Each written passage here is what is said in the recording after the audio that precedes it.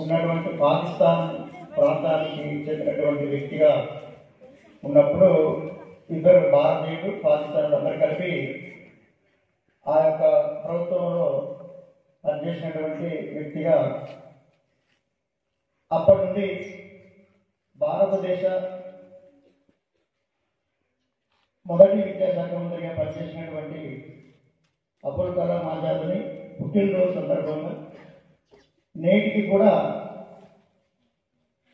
ఆయన పుట్టినరోజుని జాతీయ విద్యా విధానంగా ఏర్పాటు చేసుకోవడం జరుగుతుంది. ఇదే రోజు మనము ఈ యొక్క జాతీయ విద్యా విధానాన్ని అతని యొక్క బర్త్డే సందర్భంగా నిర్వహించుకోవడం జరుగుతుంది. ఎందుకు ఈ బర్త్డేలు చేసుకోవాల్సింది? ఎప్పుడో ఉన్నటువంటి వ్యక్తిని ఇప్పుడు గుర్తు చేసుకోవడం ఎందుకు అని మనం ఒకసారి వెనక్కి వెళ్తే ఇలాంటి యొక్క గొప్ప వ్యక్తుల యొక్క సేవా స్మృతులు మనం తెలియపరచుకోకపోతే దేశంలో గొప్ప గొప్ప నాయకులు మీలో కూడా ఒకటి కావచ్చు తర్వాత రోజులు. అలాంటి వ్యక్తులను స్మరించుకుంటే ఆ వ్యక్తుల యొక్క పరిజ్ఞానాన్ని పెంపొందించుకొని మనం కూడా అదే దారిలో పోయేటువంటి యొక్క విషయాలని మనం గుర్తు చేసుకోవడానికి మనం ఇలాంటి కార్యక్రమాలు చేయడం జరుగుతుంది. కాబట్టి ప్రతి ఒక్కరు కూడా ఇలాంటి యొక్క పెద్ద వ్యక్తులని, ఫ్రీడమ్ ఫైటర్లో పాల్గొన్నటువంటి వ్యక్తులని మనం ఇలా అప్పుడప్పుడు వారి యొక్క పుట్టినరోజులని జరుపుకుంటూ వారిని స్మరించుకుంటూ మనం వారి గురించి గొప్పగా చెప్పుకోవాలని ఎందుకు మనం ఏం చేసుకుంటామంటే మన యొక్క ఎడ్యుకేషన్ డిపార్ట్మెంట్ కాబట్టి ఖచ్చితంగా దాన్ని గుర్తు చేసుకోవాల్సిన అవసరం ఉంది మనకి. కాబట్టి ప్రతి ఈ నవంబర్ 11వ తారీఖున జాతీయ విద్యా విధానాన్ని భారతదేశం మొత్తం కూడా అన్ని ప్రభుత్వ కార్యాలయాల్లో, ముఖ్యంగా మన విద్యా సంస్థల్లో ఈ కార్యక్రమాన్ని మనం అతని యొక్క బర్త్డేగా చేసుకోవడం జరుగుతుంది.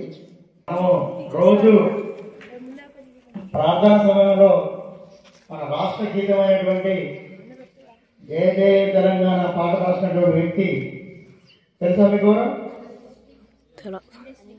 అందశ్రీ. ఆయన యాక్చువల్ పేరు ఎల్లన్న, అందే ఎల్లయ్య. ఆయన రాసుకున్నటువంటి, ఆయన చదువు రాయడం రాదు, ఆయన వాళ్ళ కూతురుతోటి ఆయన పాడుతుంటే కూతురుతో రాయించేవారు. ఆ రాయించేటువంటి పెన్నుని శ్రీ అని పెట్టుకోవడం జరిగిందంట, కలం పేరు. కాబట్టి ఎల్లయ్య అనే పేరు తీసేసి అందే శ్రీగా నామకరణం చేసుకొని అలాగనే కంటిన్యూ చేసుకోవడం జరిగింది. యాక్చువల్గా నిరక్షరాస్యుడు.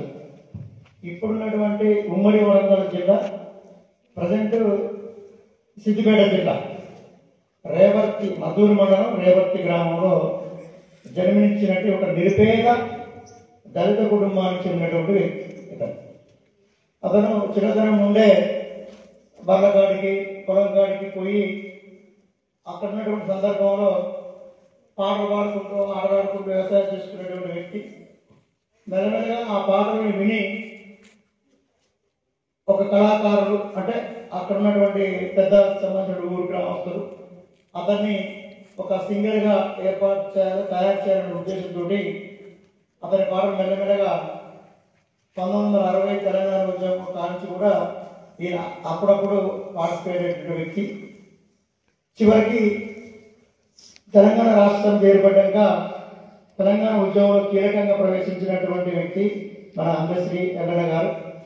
అప్పటి నుండి చురుకుగా పాల్గొంటూ అనేకమైనటువంటి సాంస్కృతిక కళాకారులు, సాంస్కృతిక గేయాలు, పల్లె పదాలు, జానపదాలని, పల్లెలో ఉన్నటువంటి జనాలని సంతోషపరుస్తూ, ఆప్యాయంగా పలకరిస్తూ, మోటివేషన్ చేస్తూ,